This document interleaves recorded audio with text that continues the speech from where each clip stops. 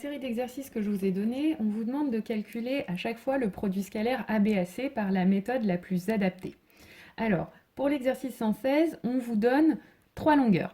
Donc trois longueurs, clairement, il faut appliquer la première définition du cours, à savoir que le produit scalaire ABAC, ce sera 1 demi de la longueur AB plus la longueur AC moins la longueur BC au carré, c'est-à-dire ici à 1 demi de 4 au carré plus 5 au carré moins 9 au carré. Et ça nous fait un produit scalaire qui fait moins 20. Maintenant, exercice 117. Cette fois, on vous donne deux longueurs et un angle. Donc là, il faut penser à la deuxième formule du produit scalaire, à savoir AB fois AC fois le cosinus de l'angle en A, c'est-à-dire BAC. Donc, AB, on sait que ça fait 4, AC 5, et l'angle BAC, il fait 5 pi sur 6. Donc, ça va être égal à 4 fois 5 fois cosinus de 5 pi sur 6 moins racine de 3 sur 2. Et donc, si on calcule ça, ça nous fait moins 10 racine de 3. Ensuite, exercice 118, vous avez un triangle équilatéral de côté 5. Alors, ça, c'est l'exemple du cours, hein, clairement. Donc, on avait vu deux possibilités. On peut soit utiliser la formule avec les angles, puisque du coup, ça, on sait que ça va être AB fois AC fois le cosinus de l'angle BAC. Mais l'angle BAC qui est là, on sait que dans un triangle équilatéral, il fait pi sur 3, donc ça va nous faire 5 fois 5 fois le cosinus de pi sur 3, c'est-à-dire 5 fois 5 fois 1 demi, c'est-à-dire 12,5. Ou autre méthode, on peut aussi utiliser la projection, c'est-à-dire que là, vous pouvez projeter C sur la droite AB. Et comme on est dans un triangle équilatéral, on sait que du coup, donc déjà, avant ça, on sait que du coup, le produit scalaire AB fois AC va être égal à la longueur AB fois la longueur AH, puisque les vecteurs AH et AB sont dans le même sens. Donc AB fois AH. Donc AB mesure 5. Et puis, on sait qu'on est dans un triangle équilatéral. Donc la hauteur qui est là, parce que c'est une hauteur, coupe AB en son milieu. Donc AH va faire la moitié de 5, donc 2,5. Et ça aussi, ça nous donne 12,5. Maintenant, on peut aussi, dans cet exercice, faire aussi les longueurs aussi. Ça marche aussi. Donc on peut faire aussi la longueur, 1 demi de AB au carré plus AC au carré moins BC au carré. Ça va nous faire 1 demi fois 5 au carré plus 5 au carré moins 5 au carré. Et ça aussi, ça nous fait 12 et demi. Donc voilà, les trois méthodes étaient possibles ici. Ensuite, exercice 119, pardon. Donc vous avez trois points ABC, sont tels que AB égale 8, BC égale 4 et AB appartient au segment AC. Donc voilà, B appartient au segment AC, AB égale 8, BC égale 4. Donc là encore, vous pouvez utiliser plusieurs méthodes. Donc on peut utiliser la première avec les longueurs. Donc AB au carré plus AC au carré moins BC au carré. Ça va nous donner 1 demi de 8 au carré plus AC du coup va faire 12 au carré moins BC, donc 4 au carré. Et donc ça va nous donner 96. Maintenant, on peut aussi utiliser la formule avec les angles. Ça va nous donner AB fois AC, les longueurs AB fois AC, fois le cosinus de l'angle en A, donc BAC. Donc ça va nous donner AB 8, AC 12 fois le cosinus de l'angle BAC.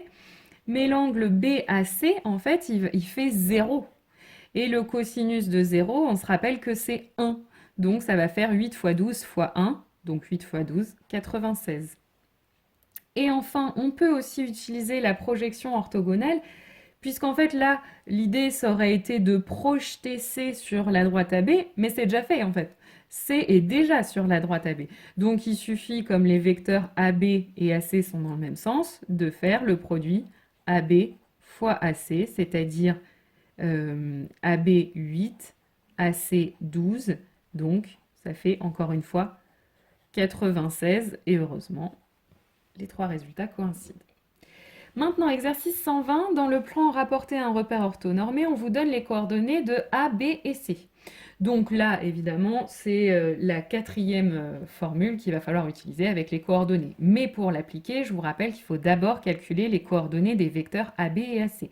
Donc je vous rappelle, hein, pour calculer les coordonnées d'un vecteur AB, je prends les coordonnées de A et je prends les coordonnées de B justement, hein, d'abord la deuxième lettre, et je lui soustrais les coordonnées de A. Donc moins 2, moins 1, moins 3, 9, moins 7, 2. Et je fais la même chose pour AC, coordonnées de C moins les coordonnées de A. Et ensuite, je multiplie les abscisses ensemble, donc moins 3 fois 2, plus, et je multiplie les ordonnées ensemble, 2 fois 1. Donc moins 6 plus 2, moins 4. Je continue, exercice 121, pardon. Alors là, vous avez le cercle de diamètre BC qui passe par A. Alors, ici, vous n'avez aucune longueur, aucun angle, pas de coordonnées non plus, donc ça peut être un petit peu déroutant. Mais il faut se rappeler que quand vous avez un triangle qui est comme ça dans un cercle, que vous avez un de ses côtés qui est un diamètre du cercle, eh bien, le triangle est rectangle en A. Et en sachant ça, on va pouvoir utiliser la projection orthogonale. Donc par exemple, on peut projeter le point C sur la droite AB. Et à ce moment-là, si je projette C sur la droite AB, bah en fait, C et le point H le projeté vont... Pardon, A et le point H vont être confondus, ça va être la même lettre. D'accord? Et donc du coup, vous avez forcément le vecteur AB et le vecteur AH qui sont dans le même sens. Donc ça va vous donner comme produit scalaire AB fois AH. AB, on ne connaît pas, mais par contre AH, comme A et H, c'est la même chose, c'est le même point, bah, la longueur AH va faire 0. Donc finalement, mon produit scalaire va faire 0. Ensuite, exercice 122. ABC est un losange de centre O dans lequel la diagonale AC mesure 20 cm. Donc, cette longueur-là fait 20 cm. Bon, une longueur, c'est pas vraiment suffisant pour calculer un produit scalaire. La longueur AC ne nous suffira pas. Il nous aurait au moins fallu la longueur AB et puis la longueur BC pour calculer les normes. Il nous aurait aussi, pour la deuxième formule, fallu donc la longueur de AB aussi, et puis il nous aurait fallu un angle, donc on n'a pas non plus. Pour la projection orthogonale, donc on peut imaginer essayer de projeter le point C sur la droite AB, ce qui n'est pas évident, ou projeter le point B sur la droite AC. Ça, c'est possible parce que je vous rappelle que les diagonales d'un losange sont perpendiculaires. Donc en fait, B, si je le projette sur la droite AC, son projeté orthogonal, ce sera le point O. Et les vecteurs AO et AC sont dans le même sens. Donc le produit scalaire ABAC reviendra à faire le produit de la longueur AO par la longueur AC. La longueur AO, combien elle va faire? Je vous rappelle qu'un losange, c'est aussi un parallélogramme. Donc les diagonales se coupent en leur milieu. Donc O, c'est le milieu de AC. Donc AO va mesurer la moitié de 20, donc 10. Et AC va faire 20. Donc finalement, mon produit scalaire, il fait 200. Pour l'exercice 123, on a un rectangle ABCD dans lequel la longueur AB mesure 8. Donc là, encore une fois, j'ai qu'une longueur. J'ai pas la longueur AC, j'ai pas la longueur BC, donc du coup, je peux pas appliquer la première formule du produit scalaire. J'ai pas non plus d'angle. L'angle BAC, je le connais pas, donc je ne peux pas appliquer la formule avec le cosinus. J'ai pas de coordonnées non plus. Donc du coup, ce qui me reste, c'est la projection orthogonale. Donc là, je peux projeter soit B sur la droite AC, soit C sur la droite AB.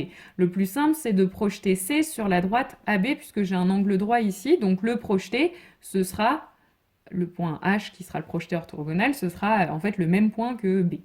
Donc du coup, si je projette, les vecteurs AB et AH sont dans le même sens, donc le produit scalaire ABAC, ça va être égal à la longueur AB fois la longueur AH. Or, la longueur AB mesure 8, la longueur AH aussi, puisque B et H sont confondus. Donc finalement, mon produit scalaire va être égal à 64.